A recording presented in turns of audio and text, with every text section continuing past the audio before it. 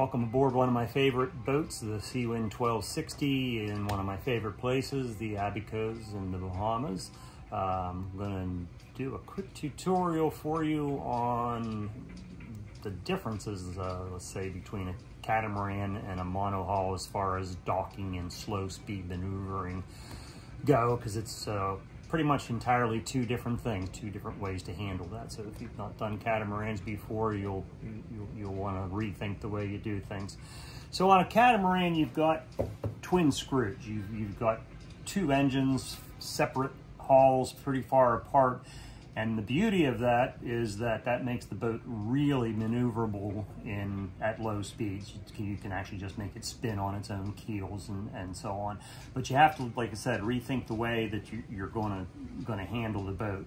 So initially, leaving the dock, docking the boat, just going slowly up to get a mooring ball, all of those different kind of things. The first thing you want to do is you want to center your wheel. So you want to take it so that the rudders are straight forward, and this is important, and I'll tell you why for a second. If you have a lock on the wheel, you can lock the wheel by turning it. If you don't have a lock on the wheel, and even if you do have a lock on the wheel, it'd be a good habit to get into, lean on the wheel. Put your knee in the groove and so on, because what's going to happen is you're going to be using your engines to turn the boat, and when you go into reverse, the rudder or the prop wash goes over the rudders, and the wheel will spin and turn completely sideways all by itself. And when it does that, then as soon as you do start to go forward and start to maneuver the boat will turn, and you don't understand why. I've seen even seasoned people do that, and then panic sets in because you don't understand why and so on. So what you're going to do, you're going to lock your wheel, you're going to lean on it, you're going to need something to control it, and then you kind of think of it. I mean, it's kind of like a zero-turn lawnmower. I like to think of it as I'm steering with my shoulders. Whatever I'm going to do is going to happen with the engines. So let's say, for example, that I want to start out real slow, and I want to go forward, and when I go forward, I want to make a slow turn to port, it would be. So I would take my starboard engine then and just put it into slow forward or idle forward.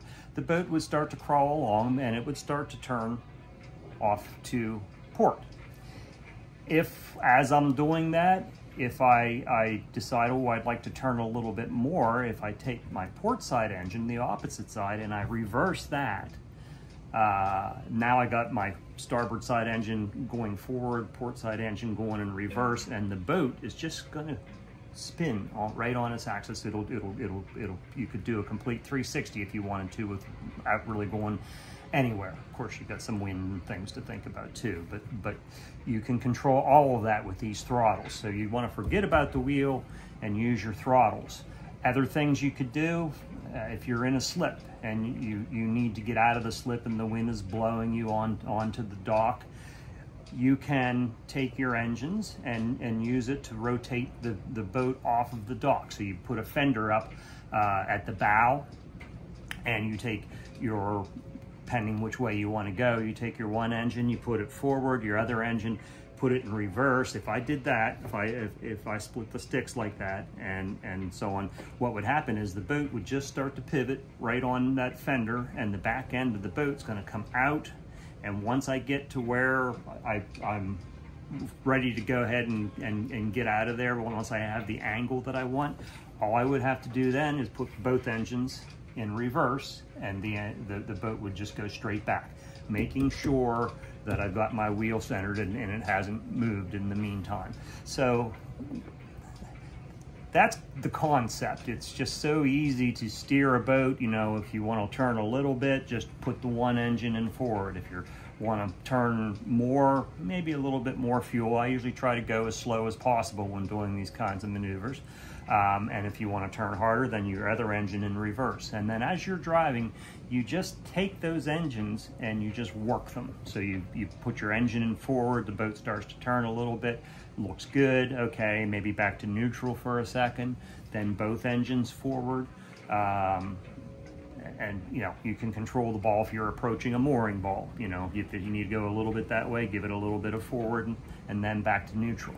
One other thing I want to mention, and it's hard to do sometimes when you're, you know, in a tougher situation, when it's real windy and you're trying to get your mooring ball or you're trying to get to the dock, is you don't want to be jamming these gears back and forth without pause, because it's hard on the boats. So when you go into forward, let it there, and then if you decide, okay, I need to go back to neutral, or I want, more importantly, I want to go to reverse, don't just go from forward to reverse. Bring it back to neutral, give it a second, and then into reverse. It'll be much easier on the engine. The famous saying for running boats like that is slow as pro. So just take your time, let things happen.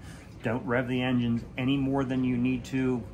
Most likely just maybe idle forward would be good enough, maybe a little bit more depending upon what the situation is. So, but a little bit of a tutorial for you there on catamaran docking. I hope that helps, and look to see you again. Thanks.